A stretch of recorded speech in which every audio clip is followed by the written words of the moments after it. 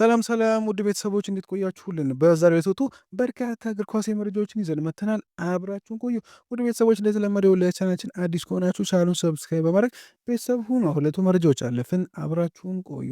ቪኒሲየስ ጁኒየር ለረጅም ጊዜ በሪያል ማድሪድ መቆየት እፈልጋለሁ፣ ኮንትራት የሌላ ዓመት ቀርቶኛል፣ በጣም ዘና ብያለሁ፣ ፕሬዚዳንቱን አምናለሁ፣ እሱም ያምነኛል፣ በጣም ጥሩ ሁኔታ አለን፣ ነገሮችን በትክክለኛው ጊዜ እናስተካክላለን፣ ስለዚህ አልቸኩልም ብሎ ምላሽ ሰጥቷል። ዣቪ አሎንሶ ሊቨርፑል እሱን ካላመጣ በስተቀር ከአሰልጣኝነት አጭር እረፍት ለመውሰድ አቅዷል ሲል ማርካ ዘግቦታል። አስቶን ቪላ በአሁን ጊዜ በቤሺክታሽ በውሰት የሚገኘውን የሮማውን አጥቂ ታሚ አብርሃምን ለማስፈረም ጥረታቸውን እያጠናከሩ ነው። የቪላ ባለስልጣናት ሰኞ ዕለት በቱርክ የ8 ዓመት ተጫዋች በኢስታንቡል ሲጫወት ተመልክቷል። የዝውውር ድርድሩ እጅጉን አስቸጋሪ ሆኗል። ምክንያቱም በአሁን ጊዜ በውሰት ላይ የሚገኘው ታሚ አብርሃም በቱርኩ ክለብ እጅጉን ጥሩ ጊዜ እያሳለፈ መሆኑ ነው ተብሏል። ሰንደርላንድ የዲሞክራቲክ ኮንጎ አማካይ ነው ሳዲቅን ለማንቸስተር ዩናይትድ የመሸጥ ሀሳብ የላቸውም ተብሏል። ሳዲቂ ባለፉት 6 ወራት ያሳዩ ብቃት ቢያንስ ሰንደርላንዶች ለእሱ ከከፍሉት 15 ሚሊዮን ፓውንድ በእጥፍ በማሳደግ ዋጋውን ከፍ አድርጎታል። ዩናይትድ ማኑኤል ኡጋርቴና በጥሬ ገንዘብ ፓኬጅ ለሰንደርላንድ ለማቅረብ በዝግጅት ላይ ነበር፣ ነገር ግን አቀራረቡን እንደማይቀበሉ ተናግሯል ሲል ዘሰን ስፖርት ዘግቦታል። አርሰናሎች የ19 ዓመቱን የሪያል ማድሪድ ተከላካይ ቪክተር ቫልዴፔናስን እየተመለከቱ ነው። ቪክተር ባለፈው ወር በላሊጋው ጨዋታ ከአላቬዝ ጋር በነበሩ ጨዋታ የመጀመሪያ ጨዋታ ካደረገ በኋላ ስካውቶች በተደጋጋሚ እየተከታተሉት ነበር። አርሰናሎችም በርካታ ጊዜ ስካውቶችን ልከው ልጁን ከተመለከቱት መካከል ናቸው ተብሏል። ቫልዴፔናስ በመሀል ተከላካይ ነው፣ በመስመር ተከላካይነት ሊጫወት ይችላል ሲል ዘሰን ስፖርት ዘግቦታል። ሊዮን ቤሊ ከሮማ ወደ አስቶን ቪላ ተመልሷል። በዚህ ወር ሌላ የማንቸስተር ሲቲ ፈራሚ የጠበቀም ተብሏል። የአንቶን ሴሜንና የማርክ ጎሂ ፊርማ ማንቸስተር ሲቲዎች በዚህ የጥር ዝውውር መስኮት የሚያደርጉት ብቸኛ ፊርማ ነው ሲል ሳምሊ ዘግቦታል። ዣን ፊሊፕ ማቴታ በዚህ ዝውውር መስኮት መልቀቅ እንደሚፈልግ ለክሪስታል ፓላስ አሳውቋል ተባለ። ፈረንሳዊ ከጁቬንቱስ እና ከአስቶን ቪላ ጋር በይፋ ንግግር ጀምሯል ሲል ፋብሪዞ ሮማኖ ዘግቦታል።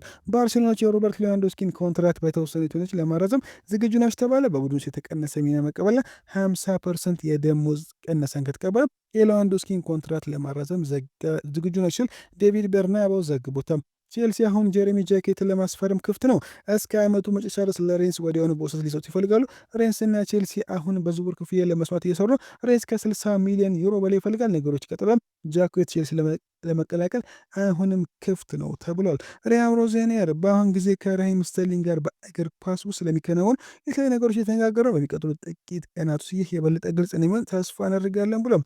ማንቸስተር ዩናይትድ ዊልፍሬድ ኒዲን ለማስፈረም ተነጋግሯል። ተጫዋቹ ወደ እንግሊዝ ለመመለስ ዝግጁ ነው ተብሏል። አሌክሳንደር አርኖልድ ክለቡ የገባለትን ቃል ካፈረሰበት በኋላ በክረምት የዝውውር መስኮት ሪያል ማድሪድ ለመልቀቅ ይፈልጋል ተብሏል። ማንቸስተር ዩናይትድ ማርከስ ራሽፎርድ አሁን ባለው ብቃት ወደ ኦልድ ትራፎርድ እንዲመለስ ይፈልጋሉ። ክለቡ መልሶ አምቶ ለማጫወት ቀድሞውን ውይይት አድርጓልም ተብሏል። ቶማስ ፍራንክ በቶተንሃም የመቀጠል ሌላ ዕድል አግኝተዋል ተብሏል። ስፐርስ ትላንት ማታ ከቦሩሲያ ዶርትመንድ ጋር ባደረጉ ጨዋታ ውጤት ማግኘት ባይችል ኖሮ ከስራ ይባር ነበር። አሁን ለውጡ ከተሻሻለ በኋላ በባርንሌ ጨዋታና ምናልባትም በፍራንክፈርቱ ቀጣይ ቻምፒየንስ ጨዋታ ላይ እንደሚኖር ይጠበቃል ተብሏል። ሊቨርፑል ዛሬ ምሽት ቡድኑ ከማርሲ ጋር በሚያደርጉት ጨዋታ ከተሸነፈ አርነ ስሎትን ሊያሰናቡት ይችላሉ ተባለ።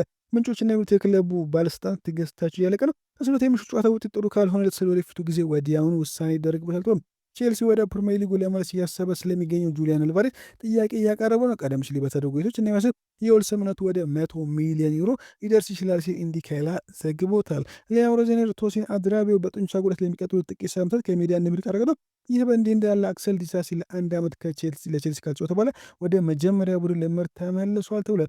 ፍራንክ ላምፓርድ ኦሊቨር ግናስለርን ተክቶ የክሪስታል ፓላስ አሰልጣኝ ሆኖ ለመሾም ጠንካራ እጩ ሆኖ ብቅ ብሏል ተብሏል። ኢብራሂማ ኮናቴ ለ15 ወራት ያህል በአዲስ ውል ላይ ውይይት ካደረገ በኋላ እስካሁን የተሻሻለ ነገር የለም ተብሏል። አንድሪያ ቤርታ የጥር ዝውውር መስኮት ከመዘጋቱ በፊት የመሃል ሜዳ ተጫዋች ለመጨመር እየፈለገ ነው ተብሏል። ቼልሲዎች በክረምት አሊያም በዚህ በጥር ወቅት የአማካይ ተጫዋች ለማስፈር ይፈልገዋል። የመጀመሪያ ደረጃ ላይ ናቸው። ነገርን ከማንቸስተር ሲቲ ጋር በመሆን የኖቲንግሃም ፎረስት ተጫዋች ኤሊዮት አንደርሰን ለማስፈረም ዝግጁ ናቸው ተብሏል። ዋይኔ ሩኒ አርሰናል በዚህ ዓመት ፕሪሚየር ሊጉን ወይም ቻምፒየንስ ሊጉን ያሸንፋል ሲል ትላንት ምሽት ተናግሯል። ትላንት ምሽት 2 ጎሎችን ያስቆጠረው ጋብርኤል ጄሱስ ዮኬሬሽ በማግባቱ ደስተኛ ነኝ ያለ፣ እኔና ዮኬሬሽ በማግባታችን ደስተኛ ነኝ።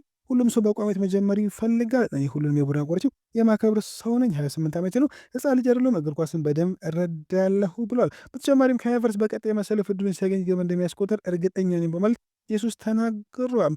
ኤርሊንግ ሃላንድ ሁሉንም ደጋፊዎች ይቅርታ ጠይቃለሁ ሲል ከትላንት ምሽት ጨዋታ ወልተው በቦዶ ሽንፈት የገጠመው ማንቸስተር ሲቲ አጥቂው ኤርሊንግ ሃላንድ መልስ የለኝም ሲል ከጨዋታው በኋላ ተናግሮ ሃላንድ ማክሎ ግን ማስቆጠር ላለመቻላችን ሙሉ ኃላፊነቱን እወስዳለሁ፣ ሁሉንም ሰው ይቅርታ መጠየቅ እፈልጋለሁ፣ ወደ ቦዶ የተጓዙ የማንቸስተር ሲቲ ደጋፊዎች ይቅርታ እላለሁ ሲል ኤርሊንግ ሃላንድ ትናንት ምሽት ተናግሯል።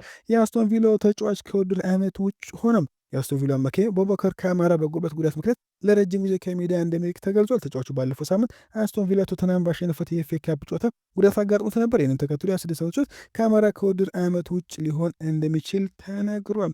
ሶቦስላይ ውል ያራዘመውን ተገለጸ። ሃንጋሪ ተጫዋች ዶሚኒክ ሶቦስላይ ኮንትራቱን ለማራዘም ከሊቨርፑል ጋር ንግግር በማድረግ ላይ መሆኑን አስታውቋል። ይሁን እንጂ 25 ዓመት ተጫዋች ሶቦስላይ ንግግሩ እስካሁን ፍጻሜውን እንዳላገኘም አያይዞ ገልጿል። ለማኑኤል ኡጋርቴ ከሆላንዱ ክለብ አያክስ አምስተርዳም የጠየቀውን ጥያቄ ማንቸስተር ዩናይትድ ውድቅ ማድረጉ ተሰማ። እንጂ ዩናይትድ ለዓመቱ የቀረበውን የዝውውር ጥያቄ እስካሁን ይሄ ነው ብሎ ምላሽ አይሰጥም። በሌላ በኩል በርካታ ክለቦች ወጣቱ ተጫዋች ታይለር ፍሬንድሪክሰን በውሰት ለማስፈረም ፍላጎት ማሳየት ተናግረዋል። ማንቸስተር ዩናይትድ በቡድናቸው ለውጥ በማምጣቱ የጨዋታ ሰዓት ስለሚያንሰው በውሰት መሄድ ይጠቅመዋል የሚል እምነትም አለው ተብሏል። ወደ ቤተሰቦች ለዛሬ ምርጥ ቆይታ በዚያ በቃ መልካም ቀን ነው።